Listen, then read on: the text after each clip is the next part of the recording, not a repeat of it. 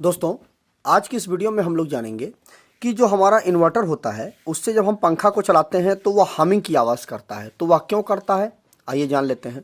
जो भी हमारी इंडिया के अंदर जो भी इक्विपमेंट डिज़ाइन किए जाते हैं वो 50 हर्ट्ज पर डिज़ाइन किए जाते हैं। 50 हर्ट्ज का मतलब ये हुआ कि ये हमारा 1 हर्ट्ज हुआ। यहाँ से लेकर के जब हमारी फ्रीक्वेंसी यहाँ तक पहुँचती है तो इसको हम एक साइकिल बोलते हैं। देखिए, यहाँ से लेकर के एक साइकिल, जैसे कि ये हमारा ये साइकिल का एक चक्का होता है ना, तो ये पूरा का पूरा एक चक्का होता है। ठीक, तो वही चीज यहाँ पर है। देखिए, हाफ इसको अगर हम दो भागों में बांट दें इस तरह से, तो देखिए हाफ ऊपर गया, हाफ नीचे आया, तो पूरा मिलाकर के एक साइकिल का चक्का हो गया। तो वही चीज यहाँ पर देखिए, आधा ये हुआ, आधा ये हुआ, तो दोनों देखिए एक आधा इधर गया और आधा इधर आया, ये दोनों मिला करके एक साइकिल हो जाती है, जिसमें से यह वाला हमारा प्लस में जाता है और यह वाला हमारा माइनस में जाता है। इसीलिए कहा जाता है कि हमारे जो बल्ब होते हैं, जो हमारे घरों में लगे हुए होते हैं, वो 1 सेकंड में 50 बार जलते हैं और 50 बार बुझ जाते हैं। कारण यही होता है कि 50 साइकिल हमारी इस फ्रीक्वेंसी होती है, क्योंकि 50 बार 1 सेकंड में वो प्लस में जाता है, जो हमारी फ्रीक्वेंसी होती है, 50 बार माइनस में जाता है। तो 50 बार जब वो प्लस में जाता है तो हमारा पंखा जो है वह, या बल्ब जो है हमारा, वह जलने लगता है, या पंखा हमारा चलने लगता है। लेकिन जैसे ही वो 50 बार माइनस में जाता है तो हमारा जो पंखा होता है वह बंद हो जाता है, या बल्ब हमारा बंद हो जाता है। तो यह हुई हमारी फ्रीक्वेंसी। तो जो अभी हमारे घरों में इक्विपमेंट जो हमें लगे हुए थे हमारे घरों में, या हमारे इंडिया के अंदर जो भी उपकरण हमारे लगाए जाते हैं, वो 50 हर्ट्ज पर डिजाइन किए जाते हैं। तो ये 50 हर्ट्ज जो होता है, इसी को हम प्योर साइन वेव बोलते हैं। ठीक है, प्योर साइन वेव मतलब जो भी उपकरण हमारे डिजाइन किए जाते हैं, मान लीजिए हमारा फैन है, या हमारा कूलर है, वॉशिंग मशीन है, जो भी उपकरण है वो सारे के सारे हमारे प्योर साइन वेव पर हमारे डिजाइन किए जाते हैं। मतलब उनको जो फ्रीक्वेंसी चाहिए होती है वो इस तरह की फ्रीक्वेंसी चाहिए होती है, जो कि प्योर साइन वेव है।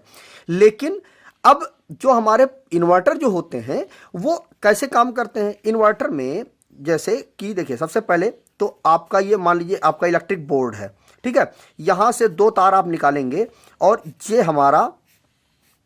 हमारा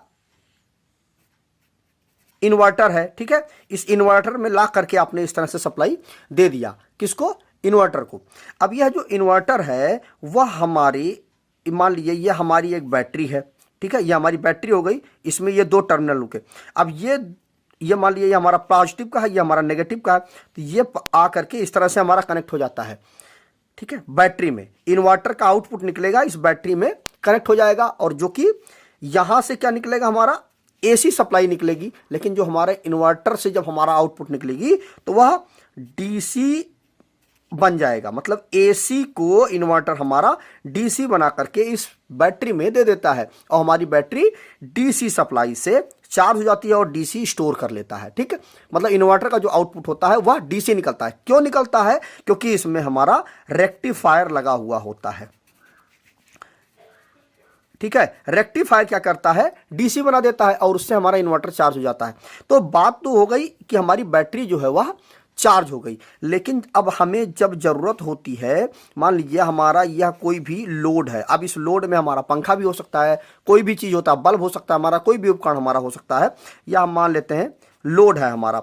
अब क्या होता है कि इस इन्वर्टर से 2 तार निकलते हैं जो कि हमारे इस उपकरण में चले जाते हैं, और जो कि हमारा डीसी टू एसी बन जाता है। ठीक, इन्वर्टर से जब निकलता है, देखिए यहां से आया, एसी आया, इन्वर्टर में आया, इन्वर्टर से डीसी बन गया, जो कि हमारी बैटरी को चार्ज कर दिया। और वापस जब हम बैटरी से या इन्वर्टर से जब हम उस उपकरण को चलाते हैं तो क्या होता है कि इन्वर्टर वापस क्या करता है, इसको रिवर्स डायरेक्शन में चेंज कर देता है। तो वो क्या करता है, इस डीसी को वापस एसी में बदलकर उस उपकरण को दे देता है, जिससे हमारा वो उपकरण चलने लगता है। लेकिन क्या होता है कि जो हमारे पुराने जो हमारे इन्वर्टर लगे हुए होते थे वो हमारे स्क्वायर वेव में होते थे। तो यह जो स्क्वायर वेव की हमें फ्रीक्वेंसी मिलती थी। अब स्क्वायर वेव की हमारी फ्रीक्वेंसी कैसी होती थी, स्क्वायर वेव की फ्रीक्वेंसी कुछ इस तरह से होती थी दोस्तों। ठीक है ना, इस तरह से, ठीक इस तरह से होती थी।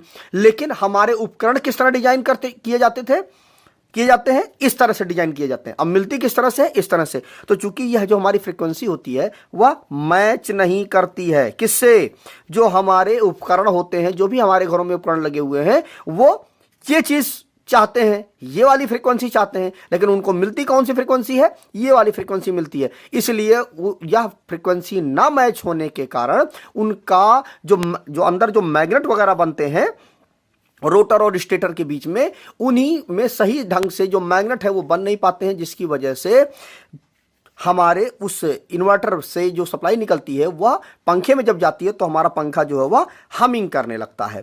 ठीक, लेकिन अब ये तो हो गई स्क्वायर वेव की बात। क्या हुआ कि कुछ और मॉडिफाई किया गया, इस फ्रीक्वेंसी को कुछ और मॉडिफाई किया गया, तो बाद में बनाया गया मॉडिफाइड साइन वेव। अब हमारा मॉडिफाइड साइन वेव कैसा होता था, देखिए मॉडिफाइड साइन वेव कुछ इस तरह से हमारा होता है कि